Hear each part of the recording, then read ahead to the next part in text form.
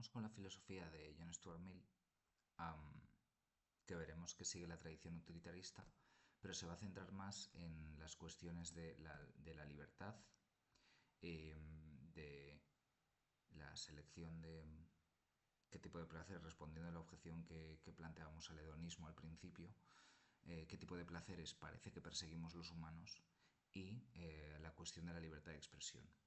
En este caso, sobre todo en el 2.1 y el 2.3, hay un trabajo de investigación que hacer, porque veremos que la filosofía consecuencialista en general es bastante empírica.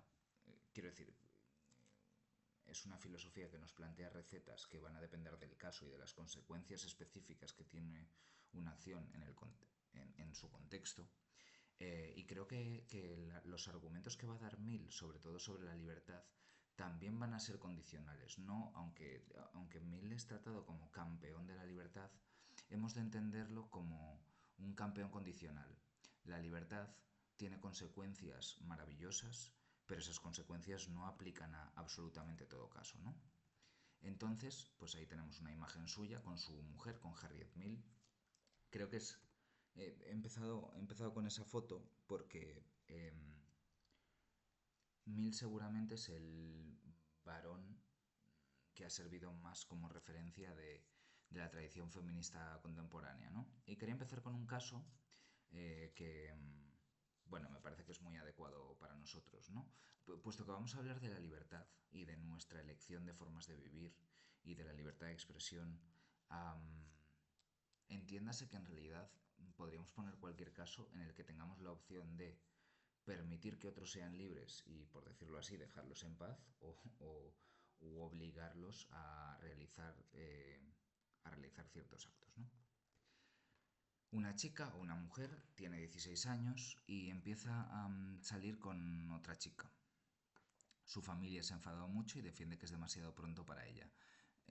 Además, la chica es algo mayor y tiene un estilo de vida muy distinto a la chica de referencia, la que tiene 16 años.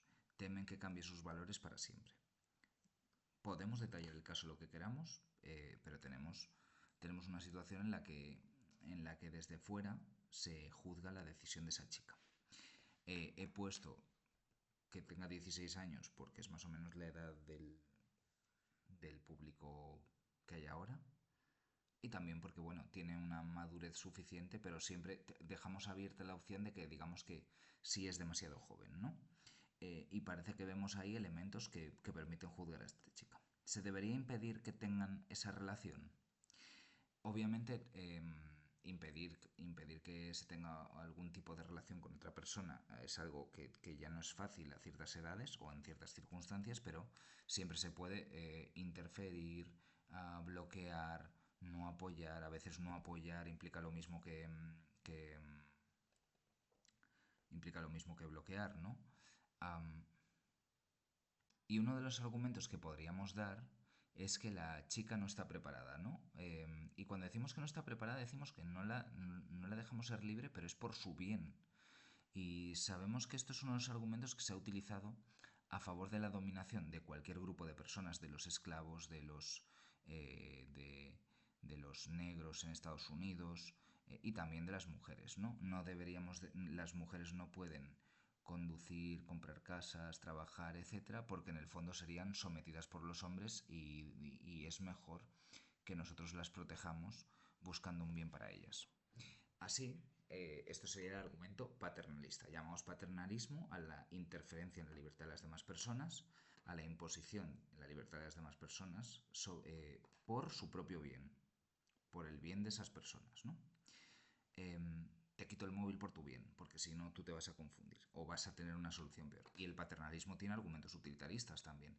Lo que va a defender Mill es que en realidad una persona que se preocupe por la felicidad de las personas debería dejar que sean libres. Este es el texto de Mill, perdonad porque no he puesto ahí las referencias en el libro sobre la libertad. Sobre la cuestión de la moralidad social o el deber para que los demás, la opinión pública, esto es, una mayoría sustantiva, aunque esté frecuentemente equivocada, todavía es más frecuente que acierte. Es decir, em,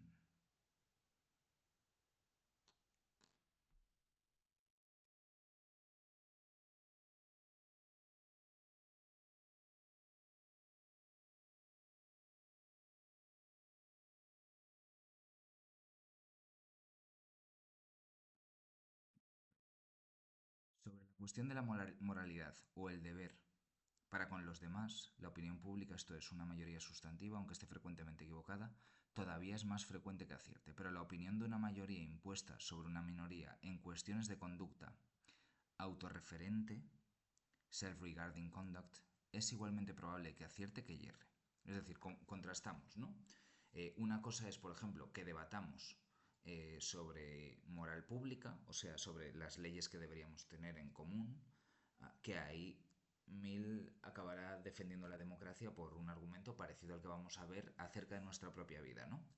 Y sobre esas cuestiones es probable que una mayoría acierte, porque al final todos tenemos información, ¿no? Nosotros queremos hacer una fiesta en el pueblo y seguramente la perspectiva que podemos dar los que no queremos ir a la fiesta, los que quieren ir a la fiesta en cuanto al ruido, en cuanto a cuándo colocarla, en cuanto a los negocios, pues puede ser bastante útil. Pero cuando las mayorías se refieren a comportamientos que solo nos afectan a nosotros mismos, ahí se pueden equivocar. En estos casos, con la más perfecta indiferencia, ignoran el placer o la conveniencia y la conducta de aquellos que censuran, considerando solamente su propia preferencia. Claro, lo que plantea Mill es que, al final, cuando nosotros queremos decir lo que la gente tiene que hacer, eh, podemos tener ciertas ventajas en el conocimiento cuando también nos afecta, ¿no? Por ejemplo, cuando decidimos sobre lo que va a pasar en nuestro pueblo.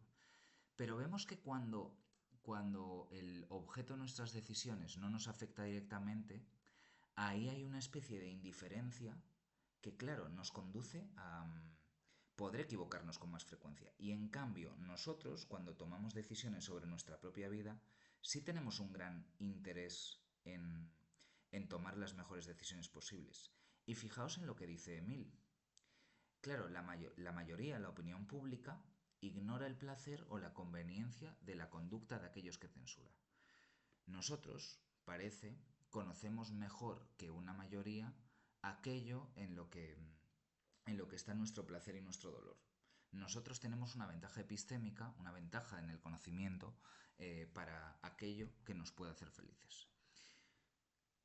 Este es el argumento fuerte. Dice Mill que es el argumento imbatible a favor de la libertad. Realmente, una sociedad no debería juzgar ni debería decir cómo debemos vivir.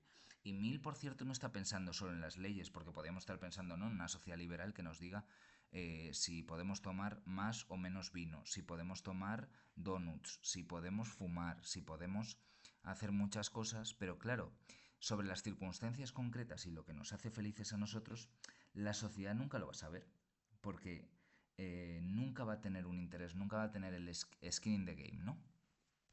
Eh, Aquí tenéis, tendría que aquí revisarlo por motivos estéticos, ¿no? Mill defiende que si la felicidad es subjetiva, ¿no? Que lo hemos dicho, es subjetiva en el sentido que depende del placer de cada uno. Entonces parece que quien mejor conoce quien mejor conoce el placer es el que lo siente, porque nosotros somos los que experimentamos esa sensación subjetiva. Entonces parece que somos nosotros los que hemos de decidir cuál es la mejor manera de encauzarlo. En el caso de la chica esta, uno podría decir que, pues, que ella sabe lo que le gusta y lo que quiere de su vida mucho mejor que una comunidad, ¿no? Obviamente esto lo tenemos que discutir, ¿eh? Porque parece que Mill parte de una especie de autoridad de primera persona que no tiene por qué ser cierta, ¿no? Claro, podemos pensar también en, pues, las decisiones que podemos tomar sobre nuestra carrera profesional, ¿no? Yo estoy trabajando en Colmenar Viejo, pero supongamos que me que me han llamado para trabajar en Alemania. Y yo tengo que tomar la decisión. Bueno, pues a la hora de evaluar si esa decisión es correcta o no, tengo que tener en cuenta qué es lo que me hace feliz. Por ejemplo, me puede hacer feliz estar más cerca de mi familia que más lejos. Me puede hacer feliz trabajar en mi idioma. Me puede hacer feliz el clima. Pero claro, ¿cómo es posible que eso lo decida alguien que es mi comunidad cercana? Hombre, si pensamos en nuestros mejores amigos, podemos pensar que algo nos conocen, pero nunca nos van a conocer tan bien como nosotros. Y esa es la primera condición. Y alguien puede decir, bueno, pero te puedes equivocar, ¿no?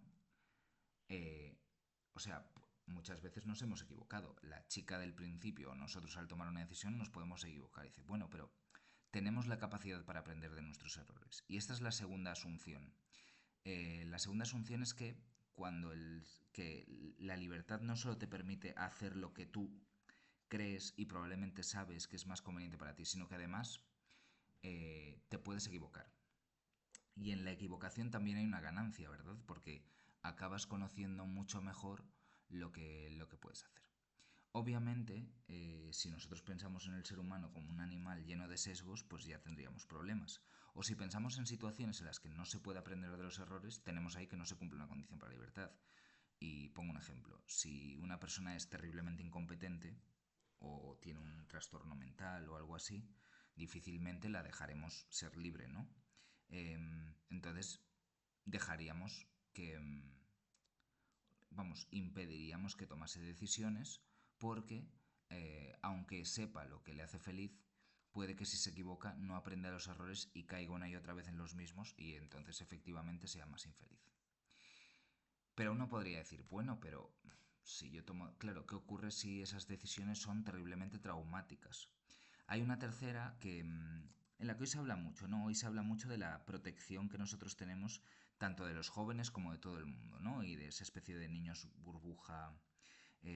Salió un libro, la verdad es que bastante malo, de Jonathan Haidt sobre la transformación de la mente moderna, en la que dice que, claro, que ahora hay una especie de abuso de, pues sobre todo de servicios psicológicos, porque no dejamos que la gente se equivoque y que siga aquello de que lo que no me mata me hace más fuerte, ¿no? Que no se robustezca. La tercera premisa de este razonamiento es que podemos que la ventaja que tiene la libertad es que vamos haciendo que nuestro carácter sea más fuerte y que nos permita también sobrevivir mejor.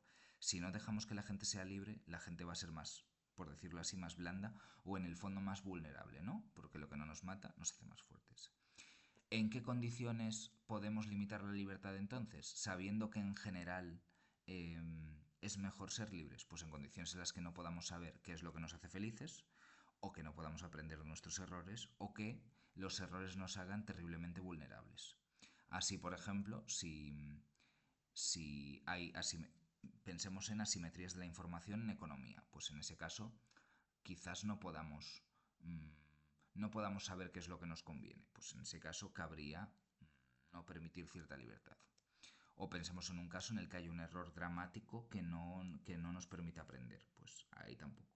O un caso en el que el error sea traumático para nosotros. Pues ahí tampoco.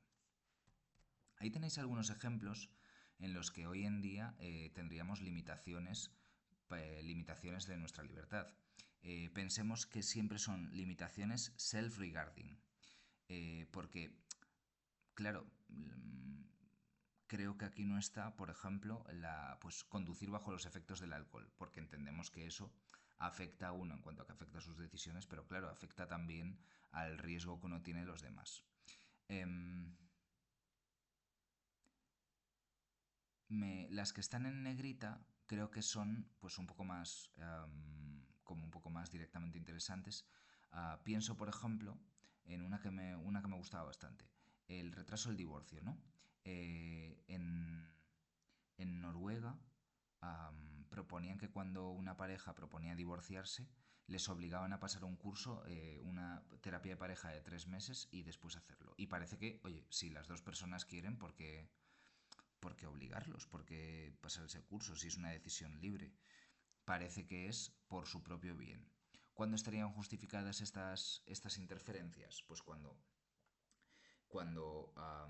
pensamos que o bien esa decisión los va a hacer vulnerables o porque no pueden aprender o porque no saben lo que les hace felices. Yo sí pienso en alguna de estas cosas, pues las tengo claras. No lo he puesto en negrita, pero el toque de queda, por ejemplo, en época post-COVID, que seguramente todos nosotros lo tenemos en la cabeza, puede ser interesante también. Si pensamos en los toques de queda, no solo como, o sea, no como, sabéis que los toques de queda en el COVID eran por protegernos, o sea, por proteger la salud de los demás, pero pensamos en toques de queda, por ejemplo, para mujeres y niños, porque las calles son muy arriesgadas. Pero claro, son muy arriesgadas para ti. Tú puedes decidir incurrir en ese riesgo, ¿no?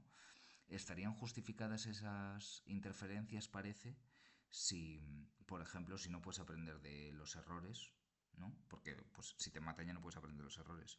O porque te dejan vulnerables. Claro, si te pegan una paliza que te deja, por ejemplo, con un problema de relaciones sociales de por vida, pues seguramente tampoco. Si somos muy flexibles con esas condiciones, podemos limitar muchísimo la libertad de las personas, ¿vale? Pero creo que es algo a debatir. La segunda discusión es la discusión sobre el placer. Decía Bentham que la toma de decisiones se hacía siempre con la intención de producir el mayor placer y de evitar en la mayor medida el dolor. Y aquí tenemos un experimento mental del filósofo Robert Nozick en el que se discute esta idea, ¿no? Em, Venimos a responder a la pregunta ¿qué es lo que importa? Vamos a partir de una filosofía hedonista, ¿vale? Vamos a partir de que lo que buscamos es el placer. Supongamos que existiera una máquina de experiencias que proporcionara cualquier experiencia que usted deseara. Neuropsicólogos fabulosos podrían estimular nuestro cerebro de tal modo que pensáramos y sintiéramos que estábamos escribiendo una gran novela, haciendo amigos o leyendo un libro interesante. Estaríamos todo el tiempo flotando dentro de un tanque con electrodos conectados al cerebro. ¿Debemos permanecer encadenados a esta máquina para toda la vida, preprogramando experiencias vitales? Si a usted le preocupa el no haber tenido experiencias deseables, podemos suponer que empresas de negocios han investigado por completo las vidas de muchos otros. Usted puede encontrar y escoger de su amplia biblioteca o popurrí de tales experiencias, seleccionar sus experiencias vitales para, digamos, los 2 próximos años. Una vez transcurridos estos 2 años, usted tendría 10 minutos o 10 horas fuera del tanque para seleccionar las experiencias de sus próximos 2 años. Por supuesto, una vez en el tanque, usted no sabría que se encontraba allí. Usted pensaría que todo eso que estaba efectivamente ocurriendo. Otros también pueden encadenarse y tener las experiencias que quieran, de tal modo que no hay necesidad de mantenerse fuera para servirlos. Olvídese de problemas tales como ¿quién daría mantenimiento a las máquinas si todo el mundo estuviera encadenado a ella? ¿Se encadenaría usted? ¿Qué más puede importarnos a nosotros, además de cómo se sienten nuestras vidas desde adentro?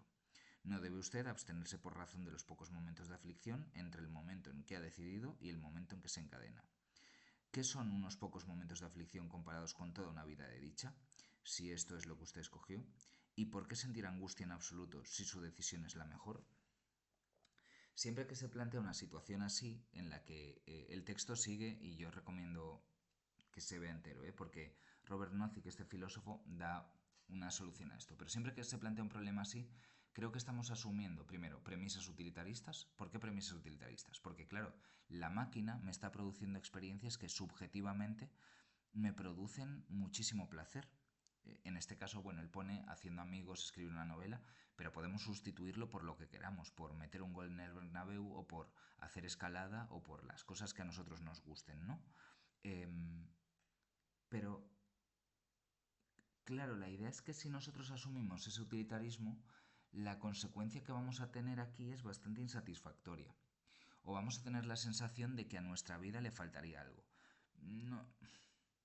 Sería extraño desear, desear una vida conectados a una máquina de tener experiencias. Si queremos, claro, quizás esto asume, por ejemplo, que queremos tener relación con los demás, pero yo creo que es muy dudoso que una persona tenga hijos y que plantee que la vida más deseable sea una vida, que la vida de más placer sea una vida de estar conectada a esas máquinas.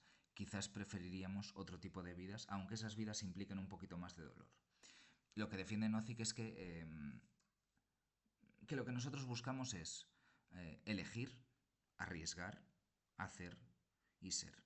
Que parece que es lo que da valor a nuestra vida. Lo que da valor a nuestra vida no es solo la experiencia como tal de sentir placer, no es solo la experiencia de escalar un monte, sino también la propia idea de que somos nosotros los que no hacemos y de que es algo que nos constituye, cosa que si estamos conectados a una máquina no sucede, ¿no?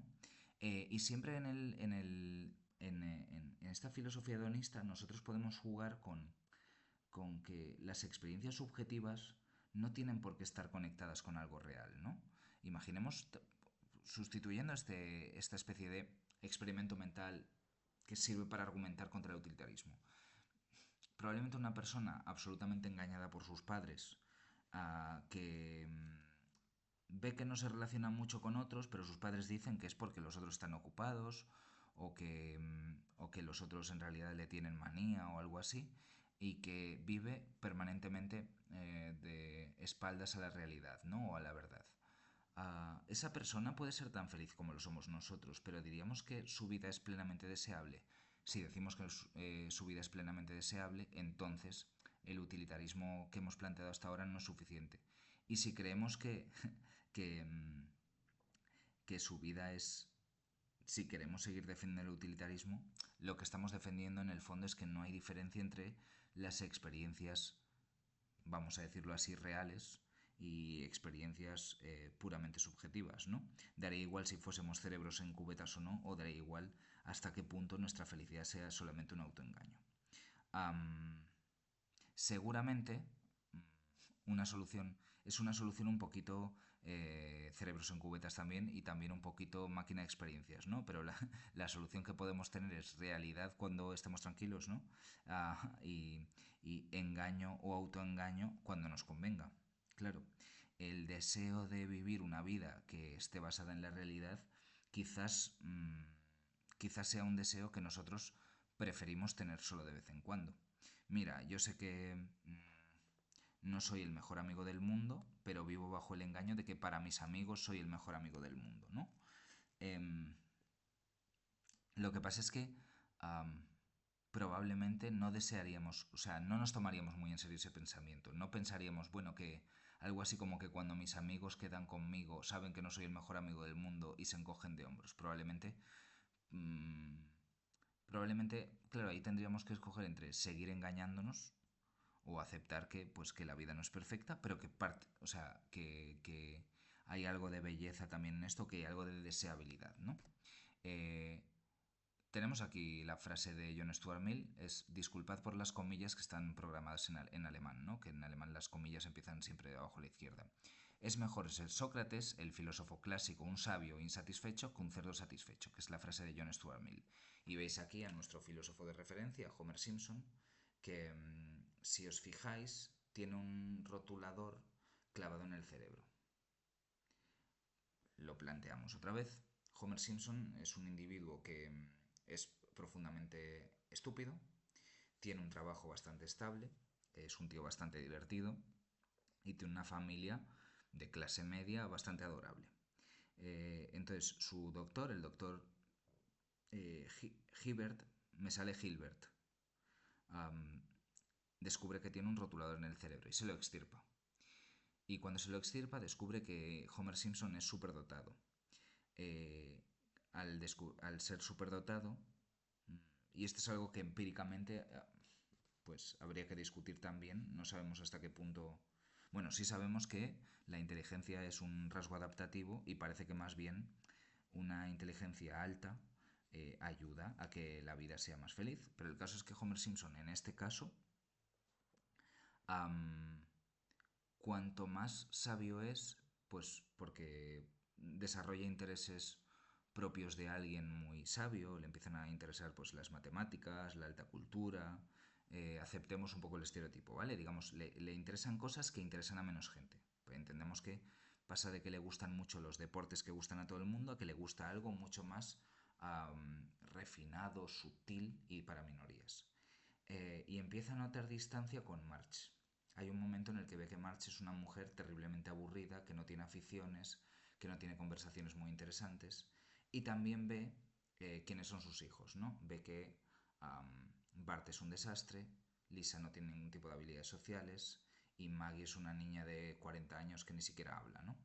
Em, entonces va a pedir que le vuelvan a meter el rotulador. De hecho, se mete dos.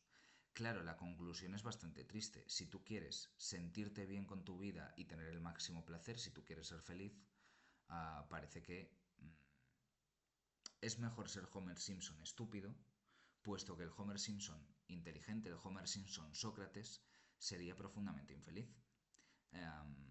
A lo mejor esa es la conclusión. La conclusión a la que vamos a llegar es que es mejor ser imbéciles, ¿no? En la medida de nuestras posibilidades. A ver, claro, todo lo imbéciles que sea necesario para tener un trabajo. Pero, ¿qué, ¿qué planteamos para superarlo? Tenemos el argumento de Nozick. La verdad es que Mill tampoco es muy preciso aquí en los argumentos, ¿no? Mill simplemente va a defender que los humanos tenemos cierta preferencia por desarrollar lo que podemos llamar placeres espirituales, que son placeres que se quedan con nosotros.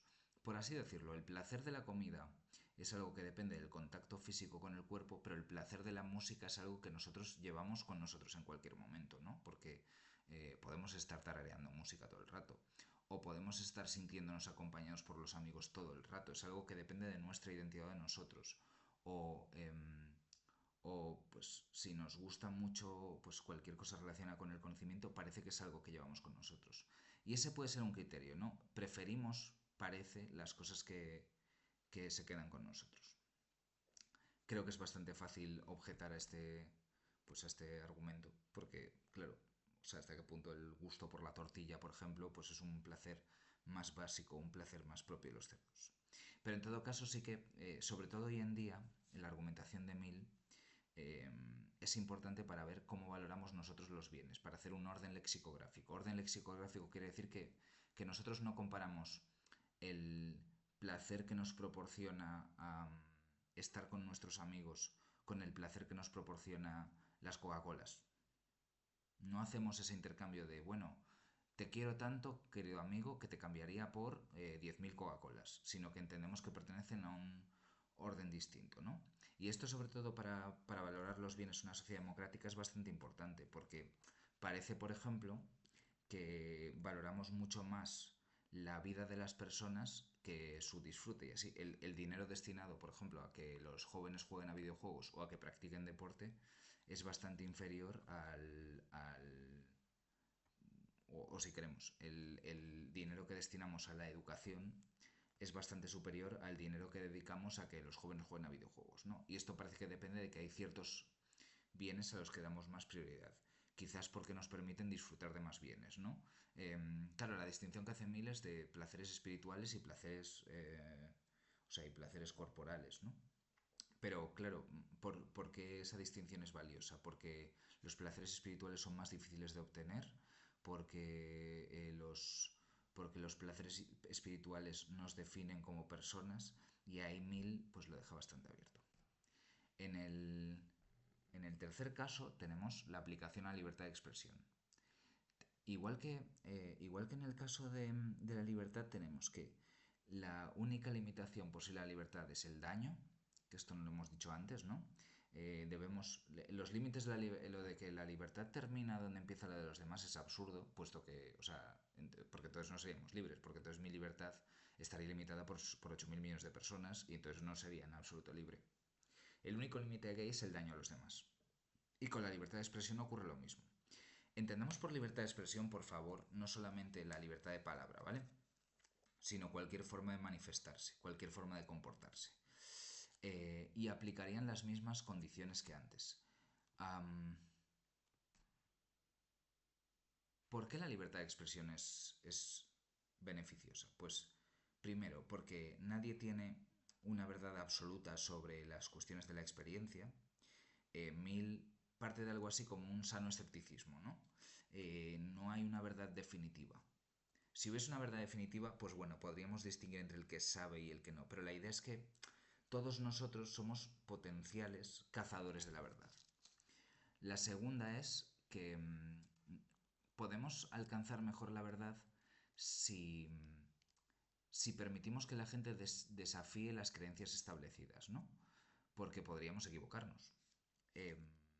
Y ahí tenemos dos opciones. Supongamos que pues nosotros estamos debatiendo sobre pues, cualquier asunto, ¿no? Sobre cuál es el mejor deporte para tener una vida sana y el más eficiente para llegar a la edad más anciana con mejor salud. Y entonces tenemos la creencia establecida que lo que hay que hacer es mucho footing.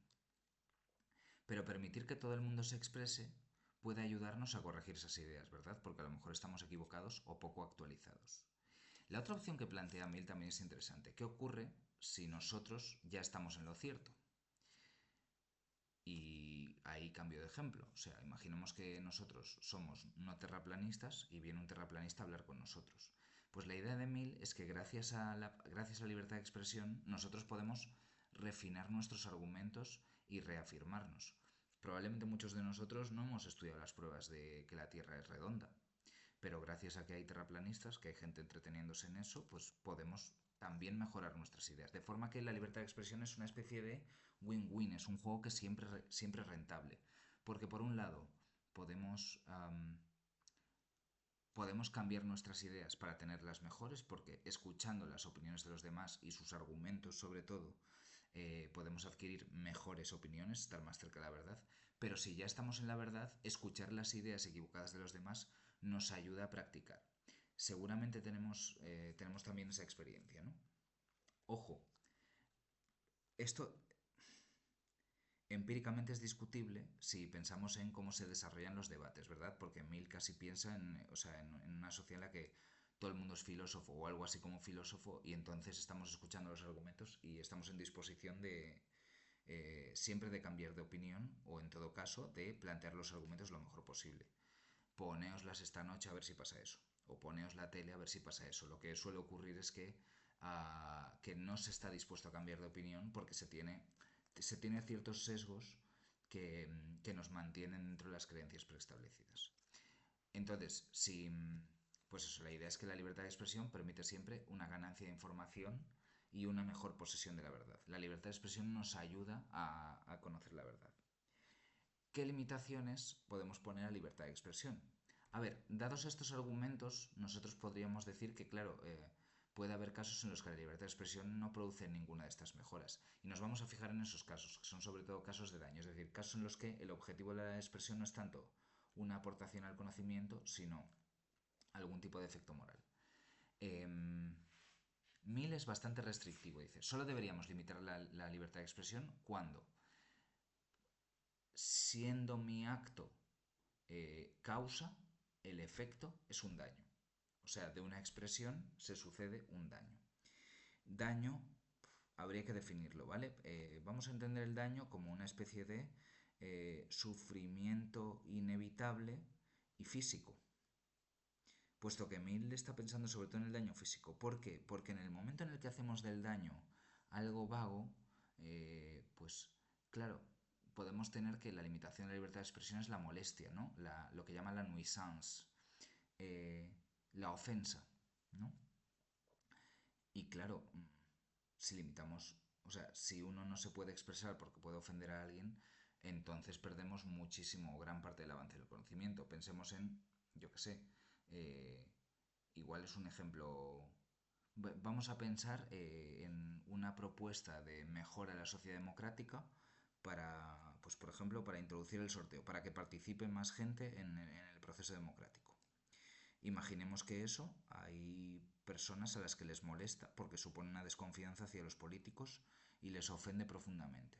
Están en su pleno derecho para ofenderse, ¿no? Pero si la ofensa es suficiente para limitar la libertad de expresión y la ofensa puede ser bastante arbitraria y es el miedo de Mill, la limitación a la libertad de expresión también es bastante arbitraria, ¿no? Bueno, al menos, o sea, el argumento tiene que ver con esa posible arbitrariedad de ofensa. Cualquiera se puede ofender por cualquier cosa y entonces, o bien eh, damos una lista de rasgos que puede tener esa ofensa para que sea legítima, ¿verdad? O bien tenemos que, claro, evitar la pendiente resbaladiza de la ofensa, de que, bueno, como sabemos que a veces nos puede ofender pues un chiste racista, pero a lo mejor eso lo consideramos algo legítimo. Claro, el problema es que cualquiera se puede ofender casi casi porque un profesor porque un profesor ponga ejemplos en clase, ¿no? Y ya sabemos más o menos situarnos. ¿Cuál es el caso clásico en el que la libertad de expresión ha de ser limitada? Pues tenemos el caso de Oliver Wendell Holmes, describe una situación en un teatro, el teatro está lleno, está abarrotado y hay muchísima emoción con la actuación, entonces una persona grita, ¡fuego, fuego! O sea, como que el teatro está ardiendo, produciendo el terror en otras personas. Estas huyen despavoridas, produciendo un riesgo de avalancha. Claro, en ese caso hay una persona que se ha expresado, en este caso verbalmente, y ha dicho fuego y ha señalado el sitio, lo que fuese. Claro, entendemos que esa persona sería responsable de un daño, en este caso un daño potencial que se produce en el teatro, ¿no? Gritando fuego está haciendo que la gente corra riesgo de avalancha. Así que se le imputaría un daño. Fijaos en que esta persona no ha hecho daño a nadie, realmente.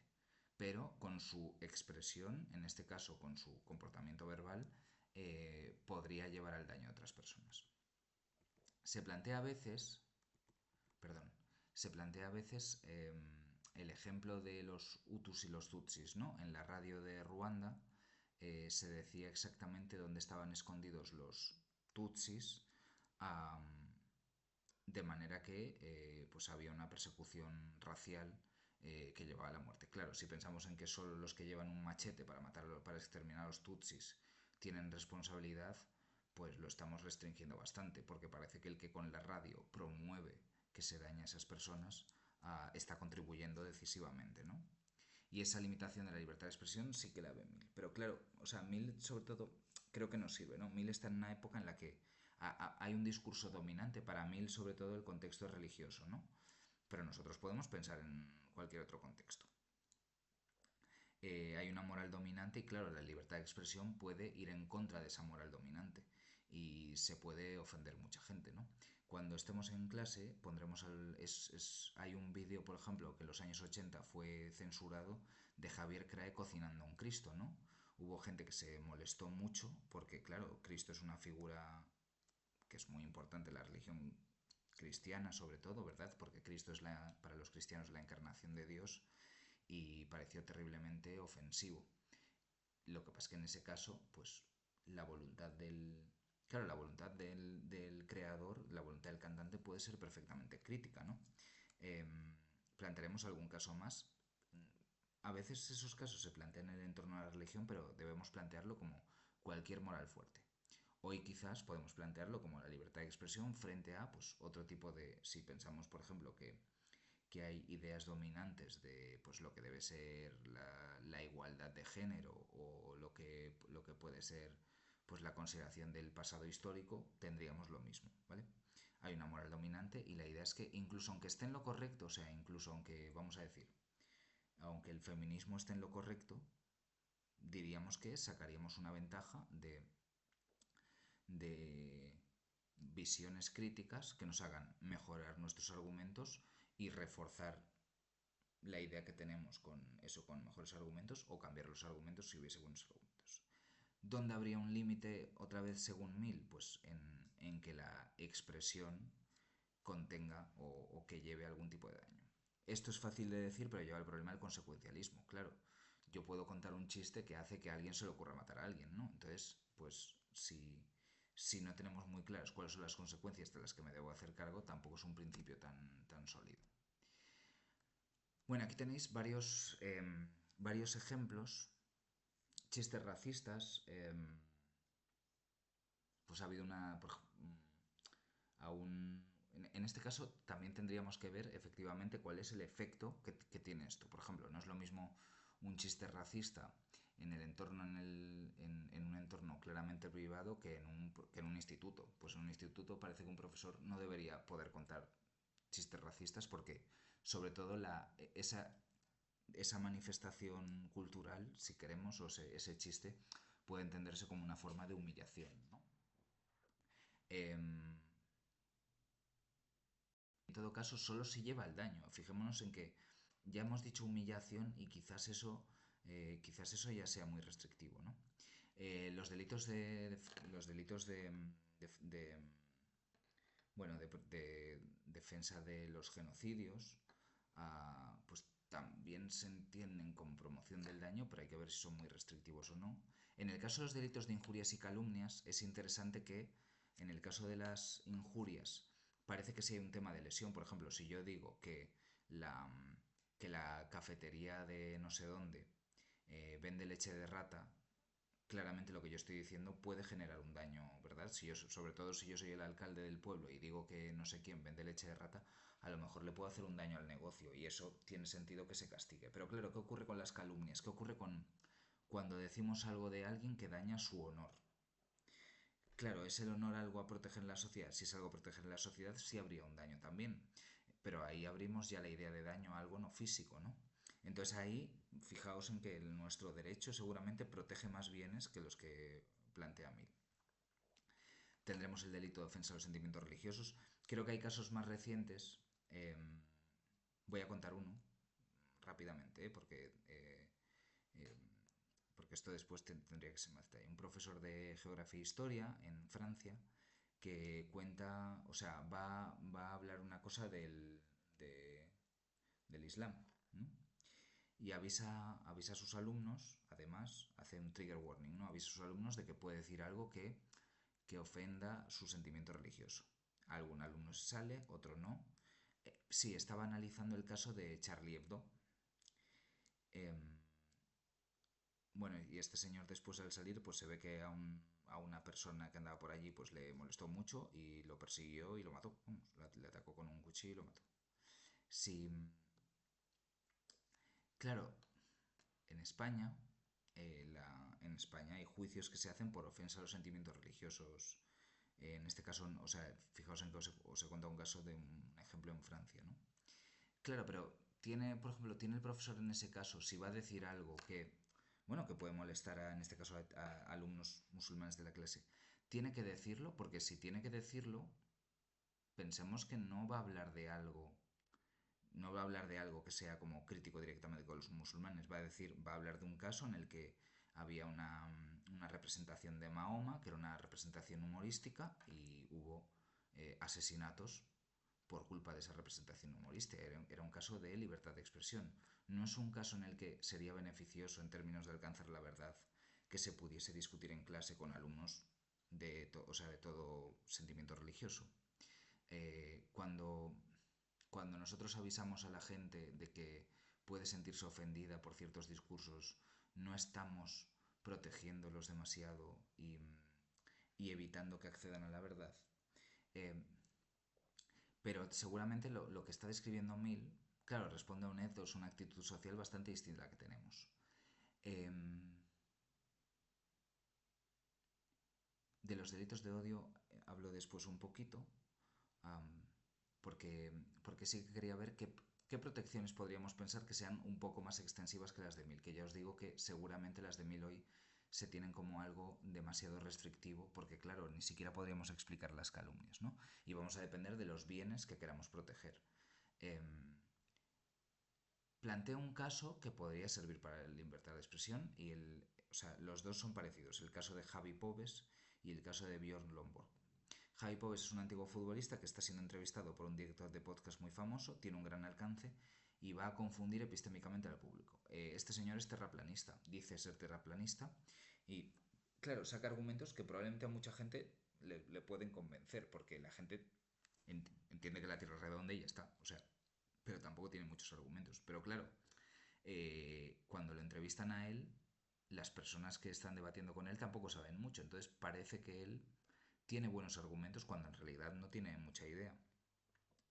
Él ha llegado a decir que igual Galileo y Copérnico no eran menos inteligentes que él.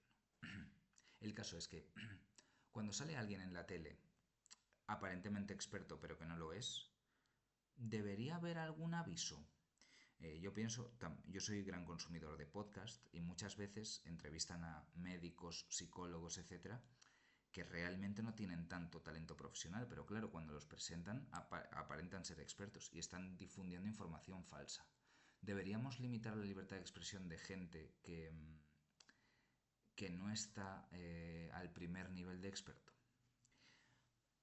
Si tenemos en cuenta las ideas de Mill, desde luego no deberíamos prohibir que esa gente actúe. Al contrario, estos también enriquecen el debate social porque incluso dando información falsa nos obligan a nosotros a presentar cuál es la información verdadera. O sea, otra vez la idea de que nos obligan siempre a aclarar los términos, ¿no? O obligan a aclarar los términos, porque tampoco hay por qué utilizar la primera persona. El segundo caso es doble, ¿vale? El de Joe Rogan Experience, 1896, Björn Lomborg. Björn Lomborg es un autor que ha sido clasificado como escéptico climático. Él reconoce que hay cambios que están sucediendo en la Tierra, pero dice dos cosas. Primero, que los efectos no van a ser tan extremos y segundo, sobre todo, que es ridículo dedicar muchísimos recursos a prevenir el cambio climático cuando cada vez muere menos, o sea, los efectos del cambio climático realmente no son tan grandes, porque sí que es cierto que o sea, hay algunos cambios, pero digamos en términos de daños, él a veces dice, por ejemplo, que muere más gente por frío que por calor. Y uno de los efectos del cambio climático va a ser que haya menos zonas súper frías del mundo. Entonces ahí va a morir menos gente. O que muere menos gente de accidentes climáticos, porque tenemos mejores recursos, porque movemos más a la gente, lo que sea. Y también dice que el coste que tendría luchar de verdad contra el cambio climático sería económicamente astronómico y ridículo, porque tendríamos que renunciar a un bienestar que no tiene sentido cuando tenemos alternativas tecnológicas. Bueno, hay un filósofo que se llama Javier Zamora Bonilla, que en un libro que se llama Contraapocalípticos, en la parte de ecología, habla de él. Eh,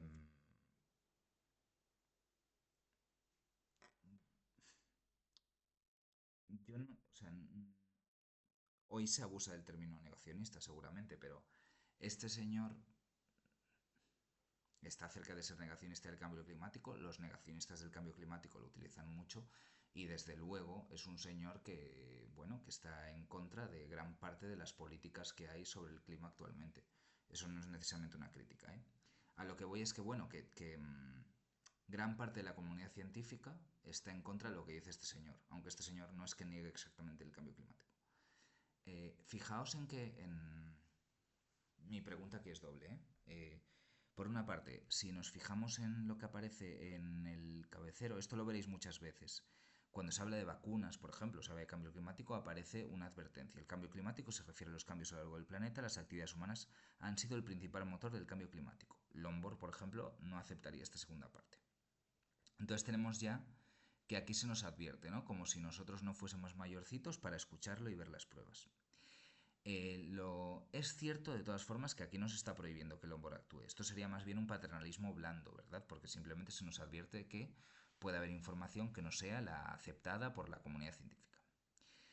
Y segundo, claro, Joe Rogan lo está llevando ahí. Joe Rogan, de todas formas, hace una entrevista más o menos crítica, ¿eh? Pero claro, lo está llevando ahí. No tiene responsabilidad de avisar a la gente de que igual no deberían hacerle tanto caso. Y eso sería ya, en parte, interferir, ¿no? Porque estaríamos diciendo que hay un discurso que ya ha de ser a priori tomado como falso.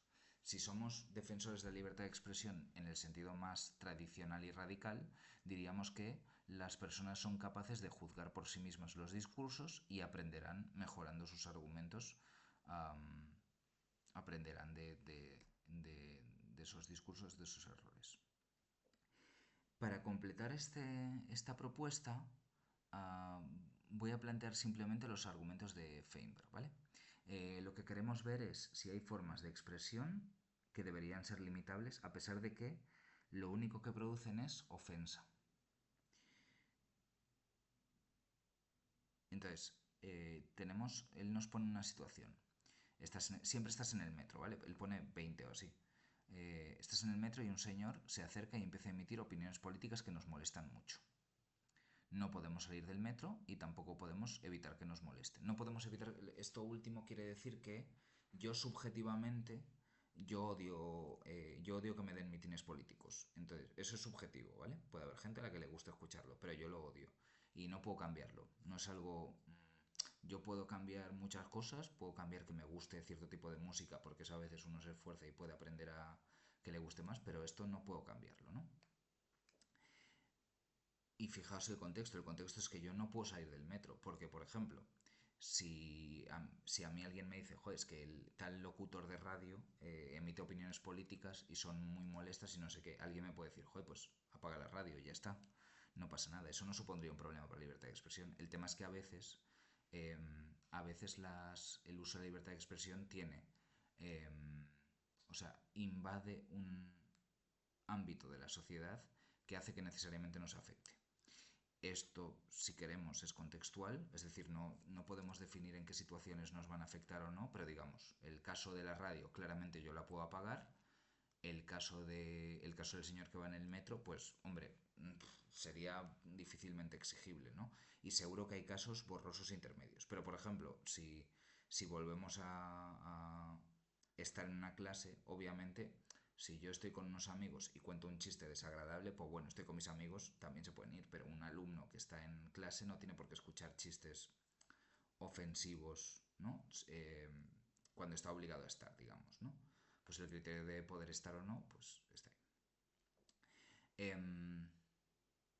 Entonces podemos decir, claro, ahí sí que tenemos pues criterios claros. Porque tampoco parece ahí que, claro, Feinberg está introduciendo que subjetivamente no se puede cambiar. Y uno puede pensar, aquí tenemos que jugar también con el segundo criterio, o sea, con que sea molesto o ofensivo subjetivamente. A ver, si a mí me parece ofensivo que este señor al hablar de política utilice en plan, quizás esa ofensa no me dé derecho a mí actuar. Pero la ofensa de que a mí me estén metiendo en una conversación que yo no quiero escuchar, sí que me permite poder decir algo, ¿no? Y creo que más o menos Feinberg quiere jugar también con nuestras intuiciones, ¿no? Que a veces vamos en el metro y estamos escuchando una discusión entre unos amigos que nosotros no tenemos por qué enterarnos y podemos decirles algo. Pero parece que eso entra dentro de lo esperable. Pero otra vez, lo esperable, no estamos otra vez con la objeción psicológica, ¿no? Eh, Feinberg pone después otro ejemplo, que es el de una pareja que se besa, porque ahí él quiere ver más la idea de juicio, de ofensa por juicio moral, ¿no? Estamos en el metro y delante hay una pareja y la pareja se besa. Y a nosotros eso nos ofende profundamente porque sospechamos, pues porque se besa, ya está, porque nos parece obsceno. Dice Feinberg, claro, eso seguramente, hombre, yo puedo evitarlo en parte porque puedo apartar la vista y ya está, entonces tampoco sería exigible para ellos decir, pues no os beséis en el metro, ¿no? Y probablemente no sea una molestia tan grande, quiero decir, yo puedo adaptarme a los nuevos tiempos y entender que la gente se da besos en público, ¿no? Lo que pasa es que Feinberg quiere jugar también con nuestro sentido de la ofensa y de lo obsceno, y entonces, claro, nos plantea qué ocurre si en vez de besarse, pues empiezan que empiezan a hacer cosas más íntimas hasta el punto de llegar a una obscenidad pues bastante grande y que ya es delictiva, ¿no? De escándalo público y tal. Y claro, y Feinberg después va añadiendo cosas como pues más escatológicas, ¿no? Por ejemplo, si en un caso así, si además hay olores de por medio, no tenemos también, claro, el olor puede ser, hay gente que lo tolera mejor, ¿no? El olor claramente no es dañino, el olor simplemente nos ofende o nos molesta moralmente, pero hasta qué punto, o sea, hasta qué punto deberíamos aplicar solo el criterio de Millay. Claro, si entendemos que casos como la obscenidad moral permiten limitar la libertad de expresión, pues tenemos que tener muy claro dónde está el límite. Feinberg, en el libro este del principio de ofensa, discute, creo que hoy en día lo vemos también en Instagram, discute, claro, la limitación. En Instagram, por ejemplo, no se permite ver el pecho femenino, por supuesto las imágenes pornográficas, y claro, eso tiene que ver con la limitación de la libertad de expresión. Yo no puedo expresarme o mostrarme de ciertas maneras al público. ¿Por qué? Pues se entiende que es porque, primero, de algún modo no hay evitabilidad, porque cuando yo entro en Instagram, esto pasa bastante en Twitter, ¿no? O sea, en redes que no limitan este tipo de usos, te acaban llegando imágenes que no querrías ver, ¿no? Entonces, en esas redes, pues para evitar que acaben llegándote esos mensajes, porque, digamos, que sea inevitable, pues se prohíben. Y por otra parte, digamos, se entiende que también habría una molestia subjetiva que es intensa y que tampoco puedes evitar, ¿no? Y entonces diríamos, pues como no tenemos, o sea, como queremos preservar la integridad moral de las personas, especialmente de los más pequeños, pues prohibimos que ciertas imágenes estén en la tele. Si se me permite dar un paso más, quería pensar en lo que, sobre todo en la referencia a los discursos racistas. Quizás los chistes sí que puedan variar más según el contexto, ¿no? Porque podemos entender que un chiste, pues no pretende humillar o atacar a nadie. ¿Qué ocurre si, si una persona dice cosas racistas contra los gitanos, los marroquíes, pues, o el grupo que sea? Porque uno puede decir, bueno, hombre, claramente lo puede decir con mala intención, pero tú te puedes cachondear, ¿no? O tú te puedes reapropiar de ese término, como ha pasado con el término Mari en la comunidad homosexual en ciertos contextos, ¿no? O sea, quiero decir, la ofensa tiene un punto en el que es subjetivo. Entonces, ¿cómo podemos, cómo podemos tener un criterio para definir cuándo aceptamos que ciertas expresiones racistas y es un ejemplo solamente, pero con ciertas expresiones racistas que podemos escuchar en institutos, ¿no? Cuando alguien llama a otra persona moro o payo o lo que sea, que cuándo deberían ser censuradas y cuándo no. Y siguiendo el criterio, o sea, podemos decir que quizás el criterio que ofrece Feinberg puede ser una buena pista, ¿no? Por una parte, podemos entender que hay contextos en los que claramente se puede frenar esto, pues entre amigos obviamente, aquí el principio de ofensa pues no censuraría, porque entre amigos si puedes evitar, oye, pues déjame en paz o ya no quedo contigo. Hay contextos, por ejemplo, si vas a una conferencia en la que además tú no sabías que fuese a hablar de esto, si de repente empiezan a contarte cosas racistas, pues nada.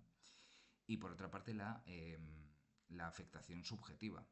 En la afectación subjetiva creo que habría que interpretar también cuáles son las consecuencias de ese discurso. Por ejemplo, una persona que tiene un gran sentido del humor y que pertenece a un grupo al que sea, si puede ser hombres, mujeres, marroquíes, argelinos, gitanos, o sea, lo que gallegos, catalanes, porque o sea, si pertenecemos a muchos grupos. Claro, a lo mejor tenemos muchísimo sentido del humor, pero entendemos que en ciertos contextos eh, una broma claramente pues busca humillar o busca atacar el honor de ciertos individuos, ¿no? Entonces podemos entender que por mucho que nosotros subjetivamente no nos queramos sentir ofendido, no podemos evitar que el mensaje no se entienda de cierta manera y entonces, por decirlo así, no nos ofende por nosotros mismos, sino por nuestro grupo, ¿no? Esta idea de que yo me meto mucho con mi familia, pero tú no te metes con ella. Creo que eso además conecta con un argumento que da otro filósofo, Jeremy Waldron, en el libro sobre el discurso de odio, que, claro, defiende que uno de los problemas que tiene proteger a los grupos de la ofensa es que al final también terminas estando pendiente de cómo te ofenden, pero tenemos que pensar que muchas veces el discurso hace que el honor de las personas se vea lesionado por el hecho de pertenecer a ciertos colectivos, ¿no? Esto es una cosa abierta porque, claro, es darle una capacidad causal al discurso para abrir o cerrar derechos muy grande, muy importante, ¿no? Y creo que vamos a depender de en qué medida damos poder al lenguaje para cambiar la mentalidad de la gente y cómo la mentalidad de la gente puede cambiar el derecho, ¿no? Si pensamos que el discurso no hace nada, pues obviamente esto pues tampoco es importante, ¿no? Habría que revisar entonces cuál es el papel del discurso, digamos, en sociedad. Fijaos en que aquí no entra, y conectamos un poco, conectamos estas dos ideas y lo cerramos, aquí no entran qué efectos tienen los discursos verdaderos o los discursos que pretenden buscar la verdad sobre discursos lesivos, ¿no? Porque puede haber discursos verdaderos que sean ofensivos. Y fijaos en que aquí no están las perspectivas en las que hay ciertas verdades incómodas que parece que no deberíamos, parece que no se deberían presentar en público, ¿no? Porque se entiende que si algo es verdadero, cae bajo los principios de Mill. El problema es cuando hay ciertas manifestaciones que simplemente parece que buscan o que potencialmente pueden lesionar sin aportar nada a la verdad. Entonces la pregunta al final es ¿qué ocurre cuando la... ¿Qué ocurre si la verdad acaba siendo dañina para los derechos de un grupo? Aunque eso siempre, claro, es el problema este de la falacia moralista otra vez. Vale, trabajaremos sobre todo sobre los principios de Mill con casos prácticos, ¿vale? Vamos a buscar casos de potencial limitación de las libertades, que pueden ser alguno de estos, y vamos a trabajar en casos de libertad de expresión, ¿vale? Un saludo y terminamos aquí.